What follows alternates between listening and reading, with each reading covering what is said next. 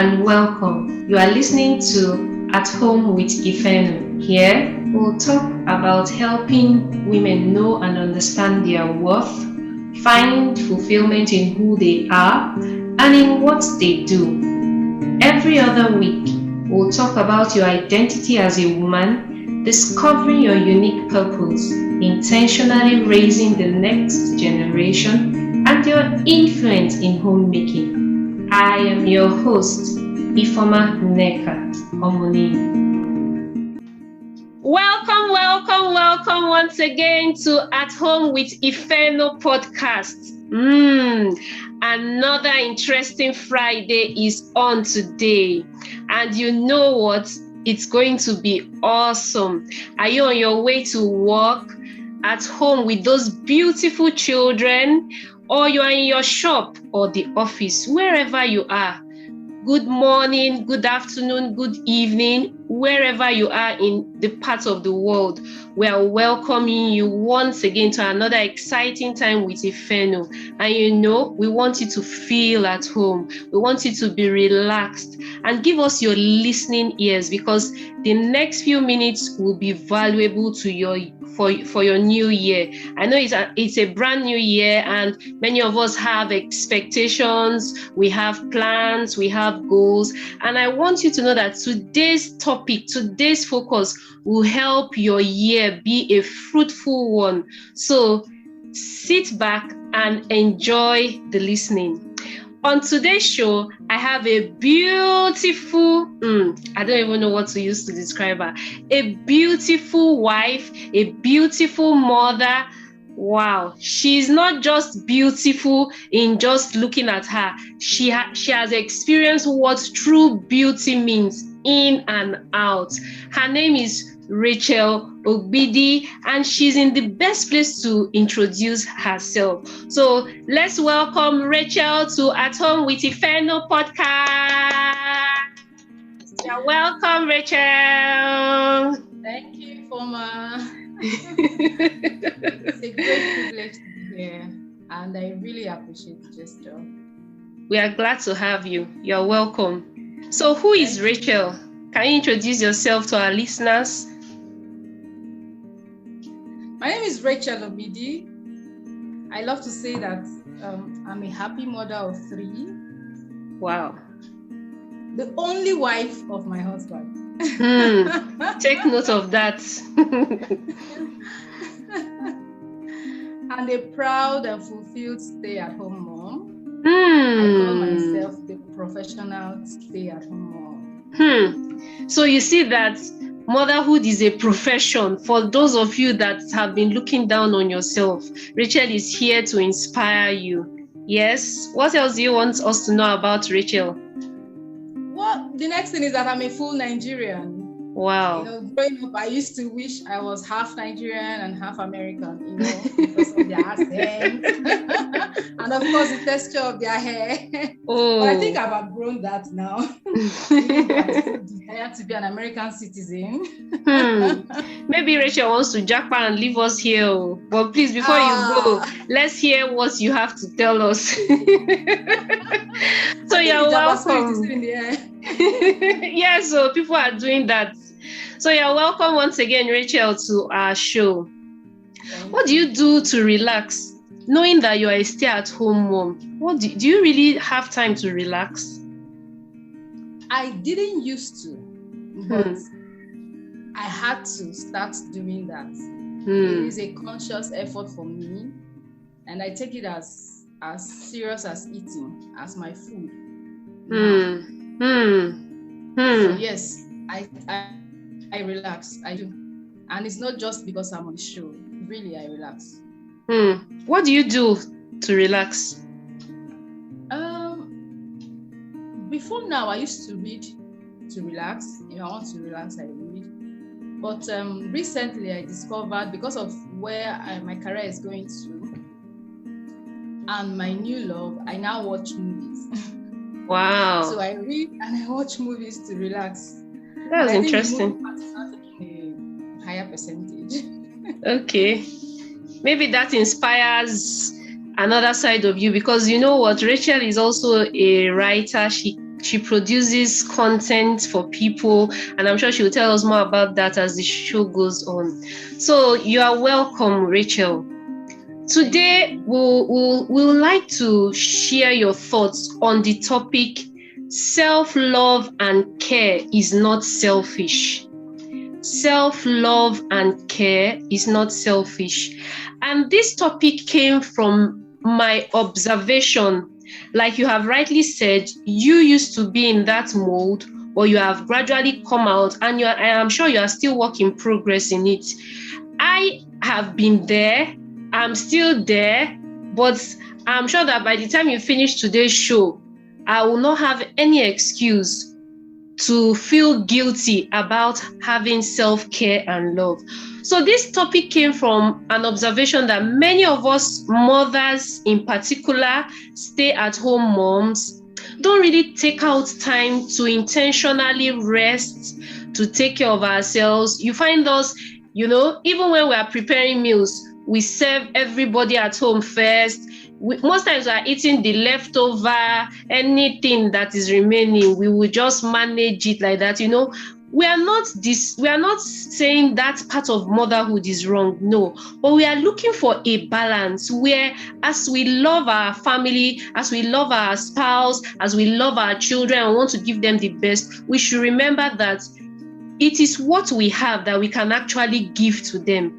So we find out that many times we are cranky, we are exhausted, and I can imagine one day a woman told me and said, the day you will break down. She was talking to me, knowing that I'm a stay-at-home mom. She said, if I'm at the day you will break down, I wonder what will happen to your house. And I had to sit down and think well, because she was like, you are always up and down, doing one thing or the other. So from your own experience, I know you have a background of being a beauty therapist, and then you transitioned to being a stay-at-home mom. What really happened to this, as in the transition? What brought about this transition? Basically, for me, what brought about the transition was motherhood. It's just what it is. I didn't plan it. I didn't see it coming. I didn't hope for it. I didn't wish for it. If someone had told me prior to when I got married that I would be a stay-at-home mom, I'm sure that I would have had a serious argument with the person, because my life before then didn't have a smell of stay-at-home motherhood. I was up and about, always busy, moving from one place to the other. My job kept me busy. So motherhood transitioned me from a beauty therapist to a stay-at-home mom. Wow. So what will you say your experience as being a stay-at-home mom has been? Just give us a little tips, and why you said now you are intentionally taking time to take care of yourself. What happened that made you? Yes. It has been a mixture of emotions and experiences for me. Like I said, I didn't plan be the stay-at-home mom, so that automatically made me a grumpy one from start. I was telling a few persons last week that I didn't even realize I was a stay-at-home mom because I didn't want to be tagged one. So I didn't realize I was a stay-at-home mom until much later. It dawned on me, young woman, that's who you are. If you like be fighting, be doing so many things. So I did so many crazy things in terms of trying to be busy because I didn't want to be tagged. So,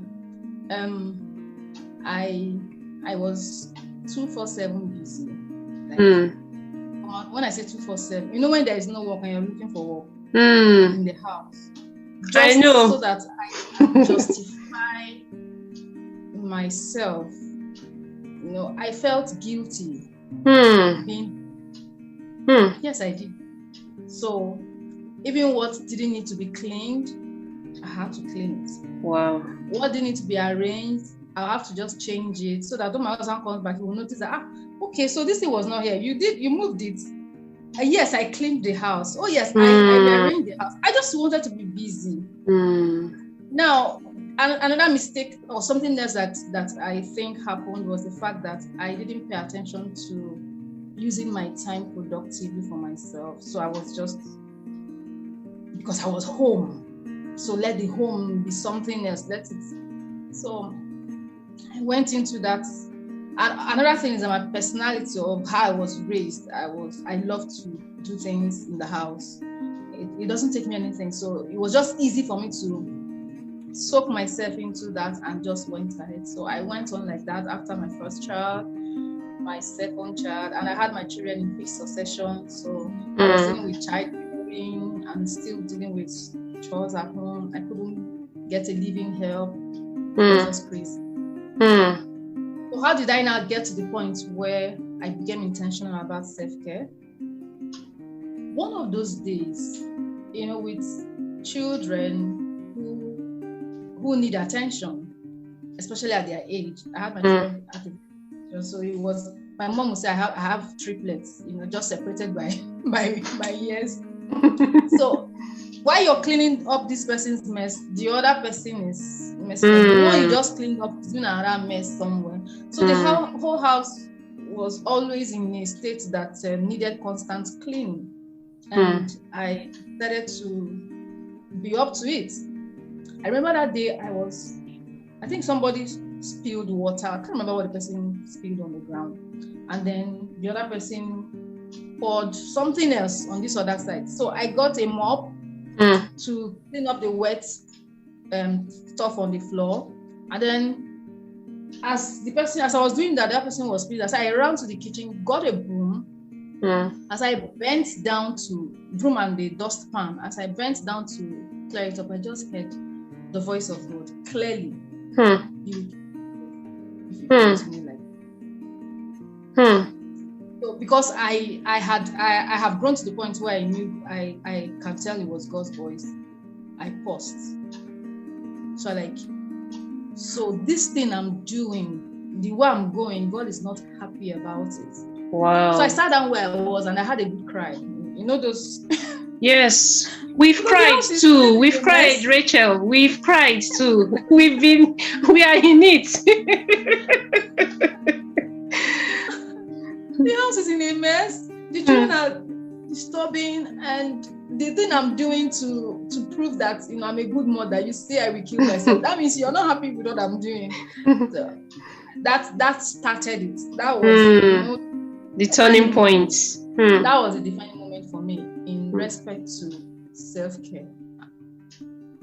So what will you tell our listeners, particularly mothers, what is self-care and love? And why is it important? So from that experience, I had to sit down and I went on I don't want to call it self-discovery, but I went on a journey that has to do with my life, with me, Racheal. So I sat down, who are you? Because I had forgotten who I was. I'd lost myself. I couldn't recognize the Racheal I was seeing in the mirror. And it even got to the point where I wasn't even using the mirror again. Like, where am I going to? Should I be inside the house? I wasn't seeing, I wasn't seeing those things. And, these are things I used to. Being a beauty therapist. I was a beauty therapist. Wow. I used to do those things, at least to a great degree. But I wasn't honestly, I wasn't using physical mirror. I wasn't using physical mirror anymore.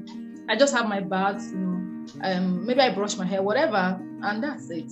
People that know me knows that my eyebrow used to be a statement. But at that time, my brow I just left it. So it was, and I have thick brows, so it was very full. From that single experience of, if you continue like this, you will kill yourself, I went that journey. So I brought out my pictures, practical. I brought out my pictures. Wow. And I started crying. Like I couldn't see the person I was seeing in my pictures. So your pictures became your mirror. Since you couldn't use the physical mirror, you were not using. And then I started a daily routine. Wow. Of prayers. I wanted God to help me find who I was. And it didn't happen overnight. And it wasn't something that I followed strictly. I wouldn't say that every day, but I started. And I became conscious of that fact. I started rediscovering myself. And of course, I needed to accept the fact that I am now a mother. And being a mother has made me a stay-at-home mom. First of all, I needed to appreciate that blessing of being a mom first. So that I can deal with what was my challenge, stay-at-home mother, which made me to neglect myself totally. Imagine not being able to change your polish. You know how you put your polish and it chips off on its own. Totally, not chip off and some are remaining. Everything chips off. That's to tell you how much of neglect I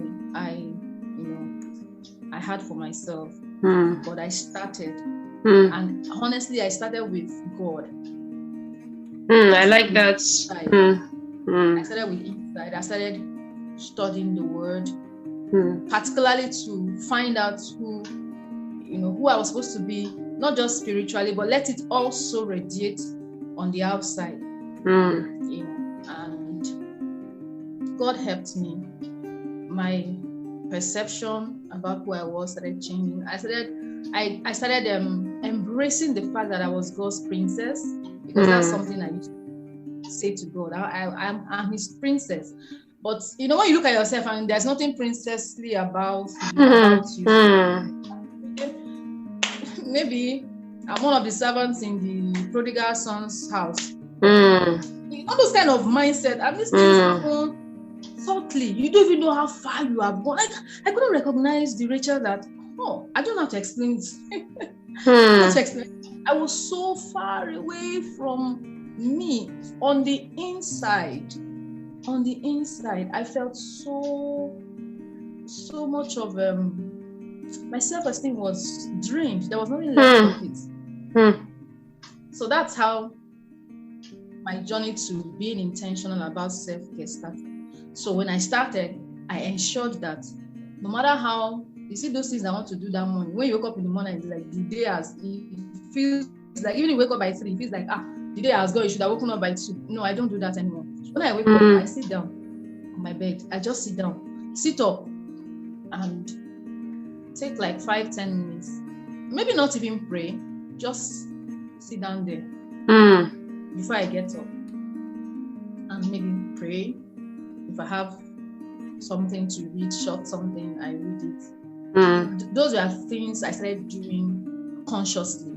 And I was able to retrieve my life to a very large extent before I now consciously went for it.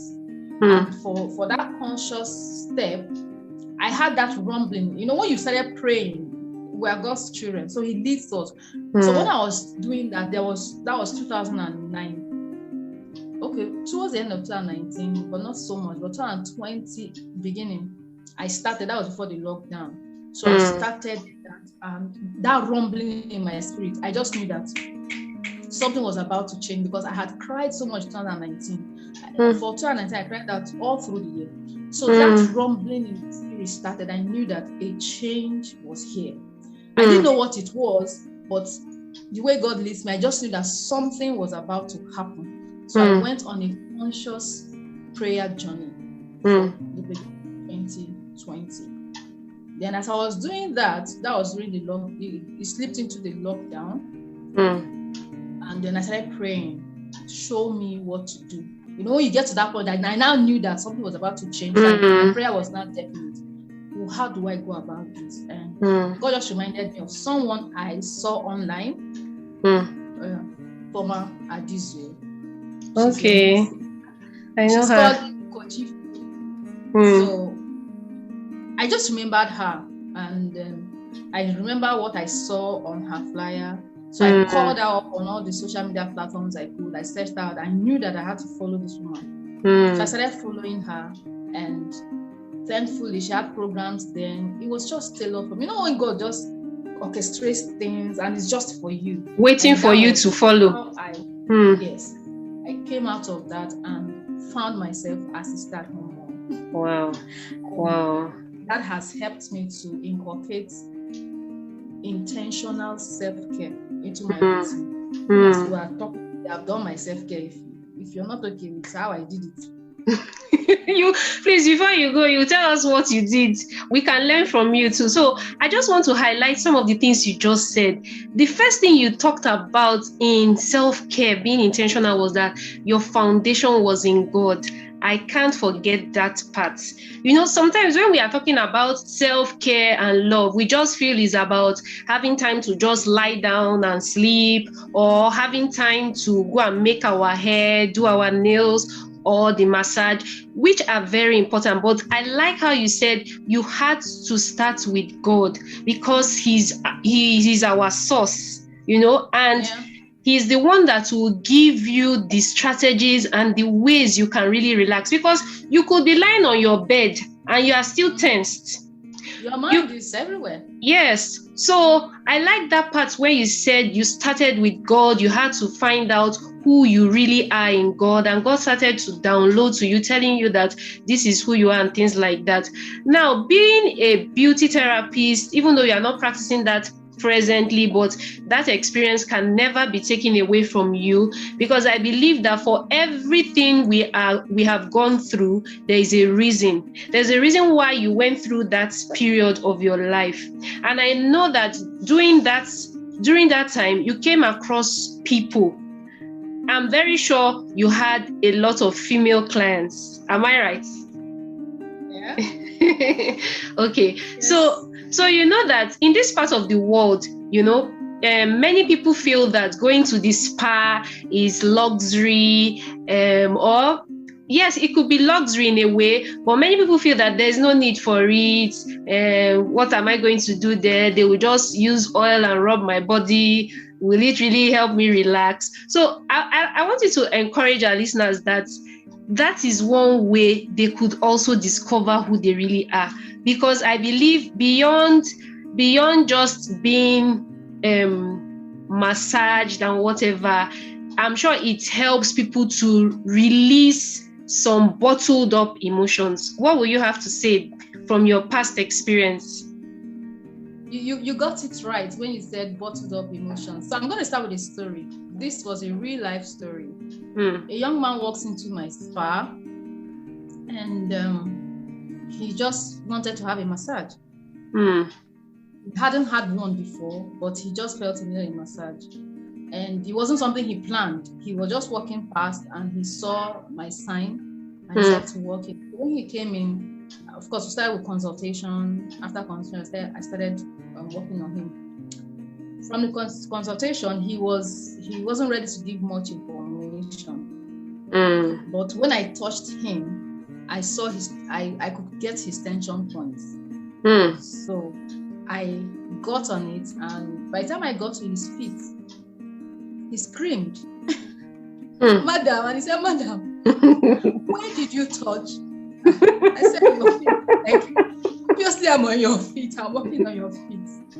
And then before we could exchange 2 to 3 sentences, he started crying. Wow. Yes. I have seen women cry, but that was my first time seeing a man cry. Men cry, you. Having a massage. So I paused and we started talking. And he started telling me things that were happening at home, and he was at the verge of losing it.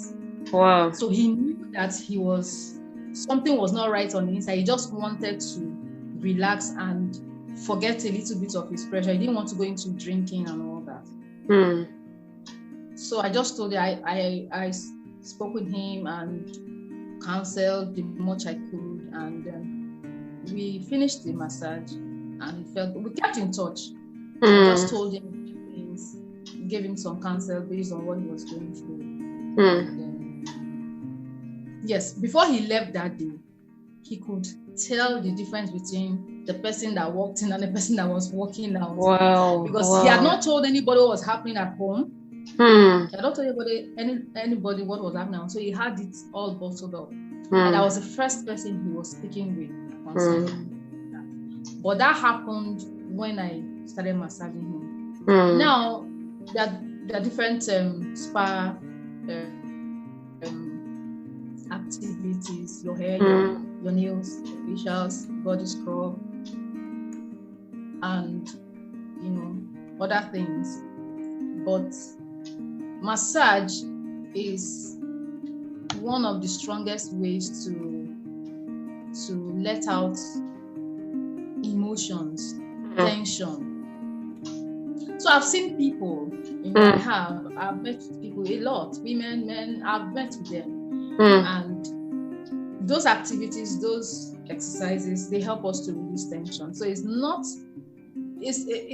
just about the physical look, which is also there. If you do your hair, or you do your nails, you do your facials, you do your makeup, whatever you do on your body, you're going to see it on the body. People are going to also see, but it starts from the inside. That's why if you're going to have a spa session, also pay attention to the spa you're going to, so that it's a place where wellness is prioritized and not money, just the money you get from it. If you go to certain spas, from the entrance, you will feel your body dropping off before they even start, because the ambience alone just calms your nerve. You're able to relax. So I think that another thing I was also trying to create in my home was the ambience of a spa. So my children were sawing I couldn't take it. I've been in a place where things are organized, they're arranged, and for a very long time. So I couldn't just. It was when I started coming out of it, I said, okay, that must have been part of my problem. I wanted everywhere, like this spa where I've spent most of my time.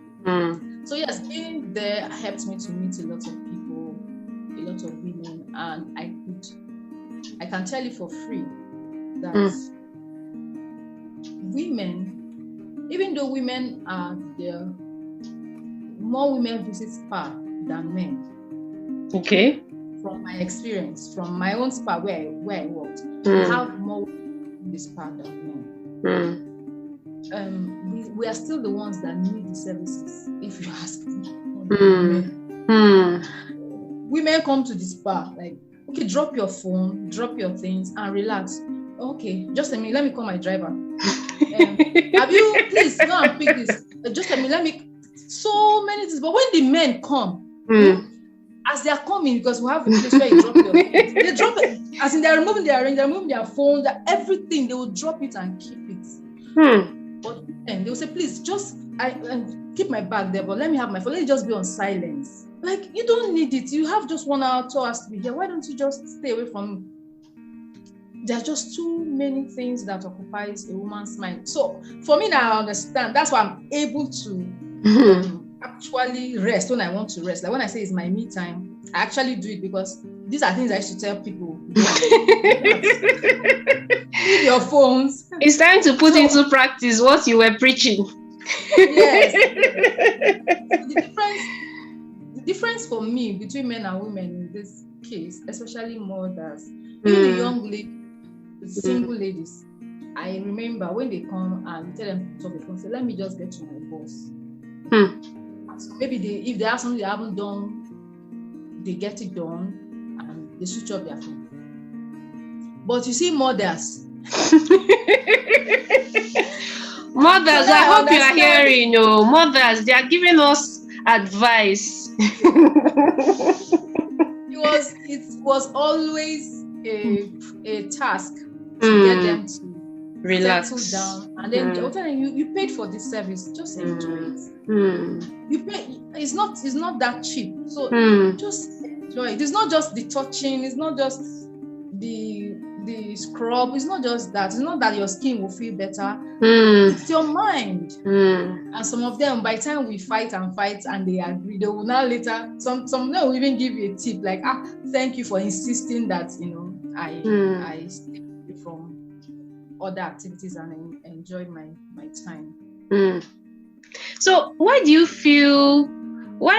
think some of us feel guilty to relax from within, to be, will I say, petted, or be sometimes even to be celebrated?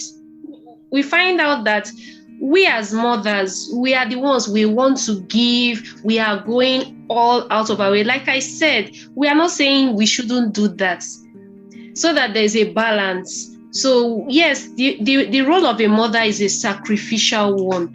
But why do you think there's that part of us that feels it's like a guilt trip to be appreciated? Because before you say what you want to say, there was a video one of my friends, who is also a stay-at-home mom, sent to me last year or so.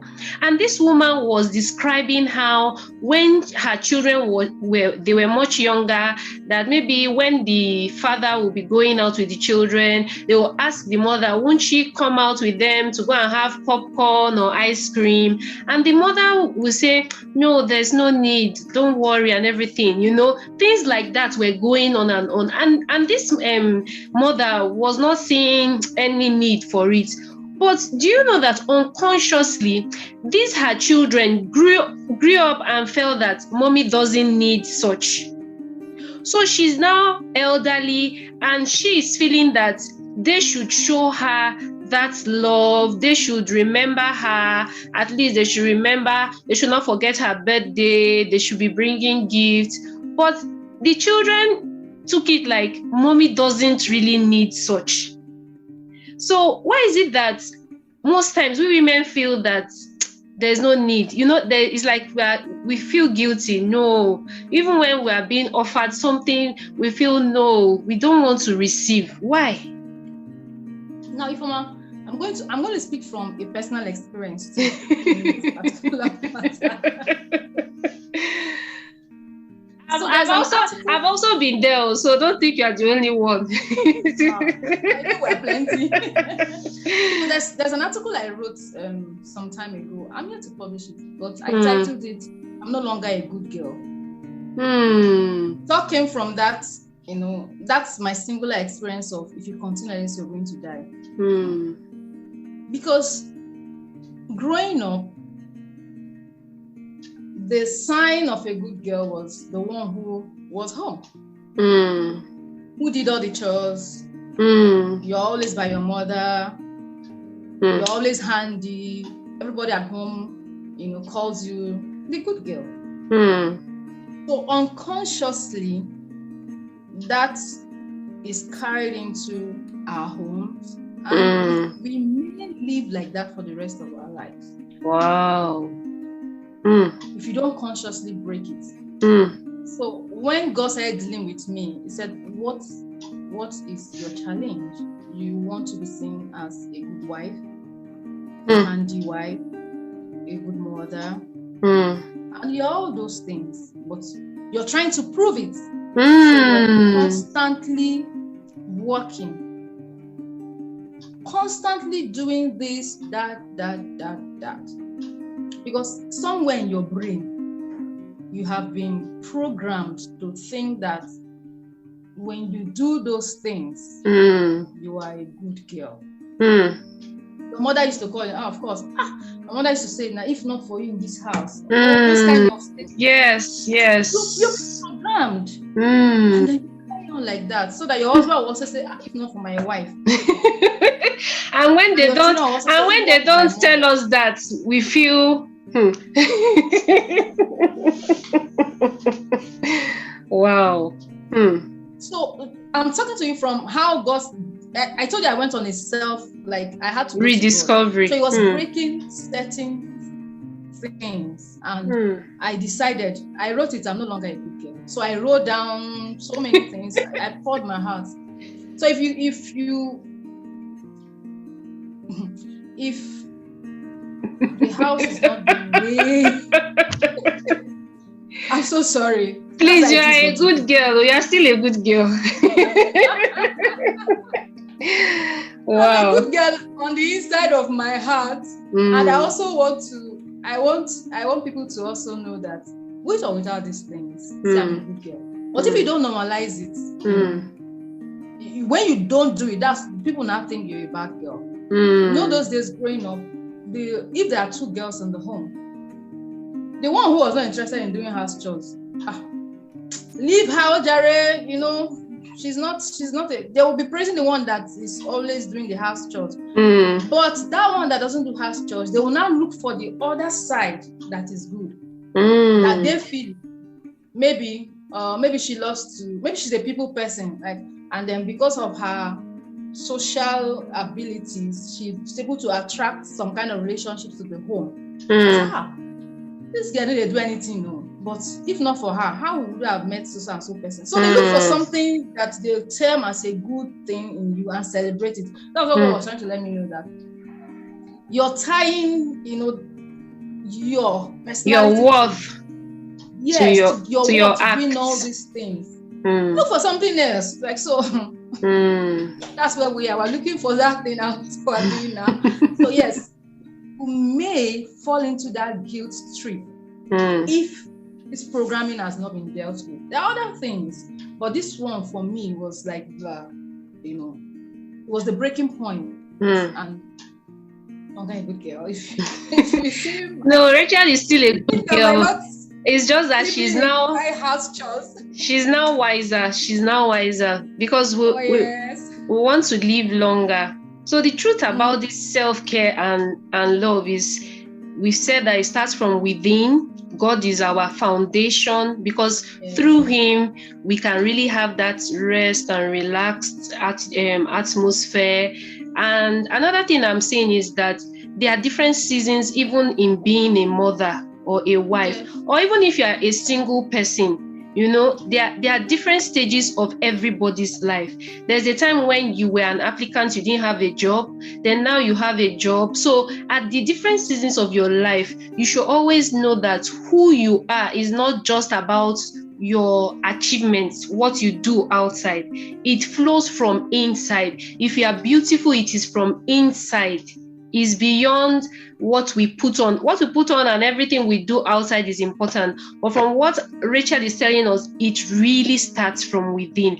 And another thing she's saying is that we have to break away from tradition, society. There are some things that people have tagged the good wife, the good woman, and it has left a lot of women bitter, angry, you know, and cause them to feel that they are of no worth. Because the truth is that the way you treat yourself is indirectly the way others will also see and treat you that way. So if you see yourself as a princess like Racheal always did and told God that I'm God's princess, and you know, take care of yourself. Don't walk to the point where you break down. Don't walk to the point where when your children come and meet you, you are shouting, you are ranting. Don't walk to the point where even if your spouse doesn't approve of what you felt, you know you did your best.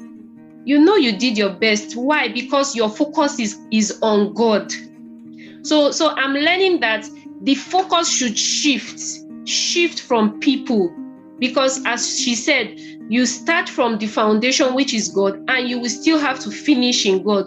So if you know that you've told God that this, yes, you made a mistake in preparing the food. Oh, the cake got burnt, or the plantain didn't come as you expected. It wasn't deliberate. I always say this: there is no wife that would deliberately wake up to do something and her husband will be angry. It happens. So why do you want to beat yourself? Why do you want to feel so? And then you just say, that's how it is. It's because I'm a woman. No, don't do that to yourself. So we're saying that we need to start from within. We should not grow up with those traditional mindsets, you know, and societal standards of making us overwork ourselves and at the end of the day not take care of ourselves. So Racheal, I would like you to share a little about your book, where we can get your book, and your social media handles. We're gradually coming to the end of the conversation. So I'd like you to talk about that book, because I hear that when you read that book, you will not see being a stay-at-home mom as a jail, because some people feel they are in prison. Some people feel that did they make a mistake in doing what they are doing. So I want you to share about that book and how we can get your book. Okay, the book is titled "Help, I Don't Want to Be a Stay-at-Home Mom." And that was my state there. Like, I really don't want to be a stay-at-home mom. Help me out. That's how the title came about. So the book helps. It helps you see what is expected of you as a stay-at-home mom, in the sense that not what is expected of you rather, but what you should expect before you go into it, or if you're in it already. When you read it, you realize the fact that whatever you're experiencing is normal. Just like saying a nurse, if she gets to work and she sees a patient crying, it's normal for her. Like, that's part of the work. Yeah. But if a banker goes into the office and sees a colleague crying or a customer crying, it's not normal. Do you understand? So for being a stay-at-home mom, there are things that are normal. Like waking up and you're not feeling motivated is normal because you're home. So if you don't see those things, if you don't understand those things, those are the things I went through. I didn't understand what was happening until I came to the light, as it were. And my whole perspective about stay-at-home motherhood changed. So yes, it gives you what to expect, tells you what to expect, and it also gives you strategies on how to deal with those things when they come. There's no point pointing out the troubles and not giving solutions. So it has both the troubles highlighted and how you can handle them so that you become a better stay-at-home mom. It's available on Amazon. There's okay. Okay. Get on Amazon and also get print copy. And for now, I have in two locations: Lagos, Nigeria, and Port Harcourt. Okay, and then your social media handles. Sorry.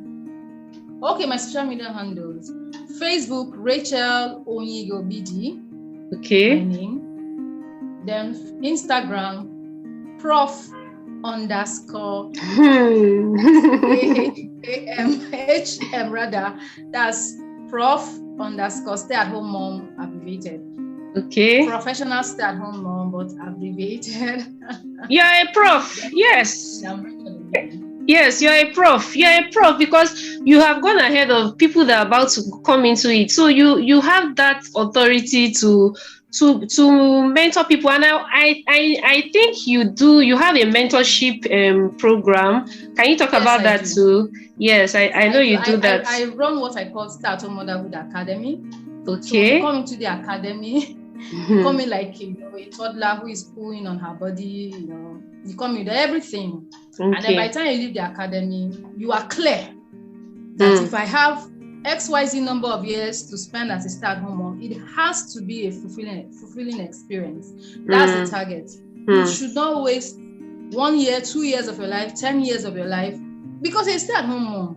Every part of you, every experience you have in life adds up to God's purpose for you, whether you accept it or not.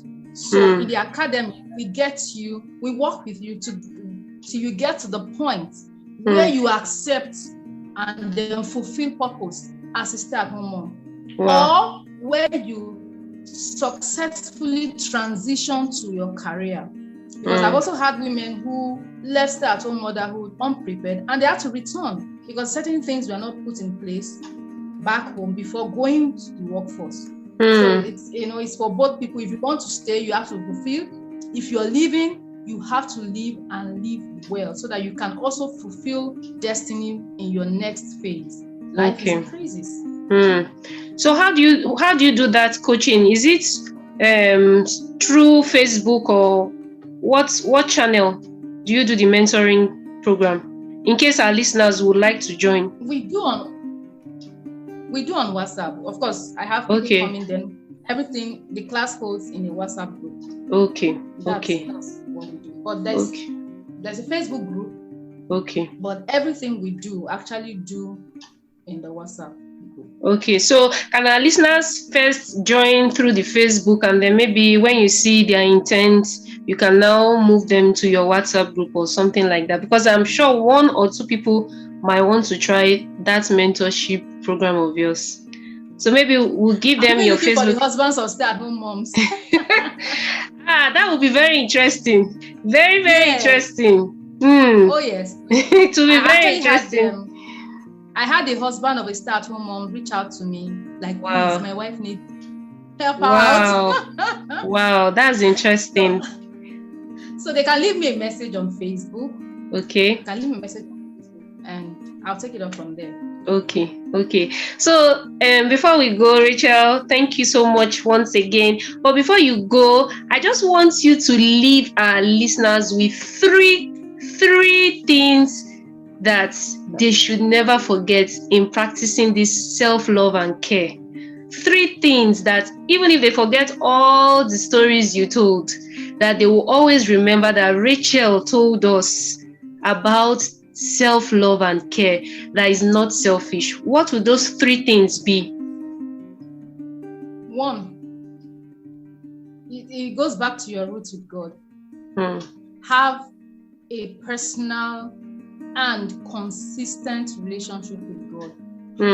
That helps you stay sane. So, it helps you have your day go in the right way.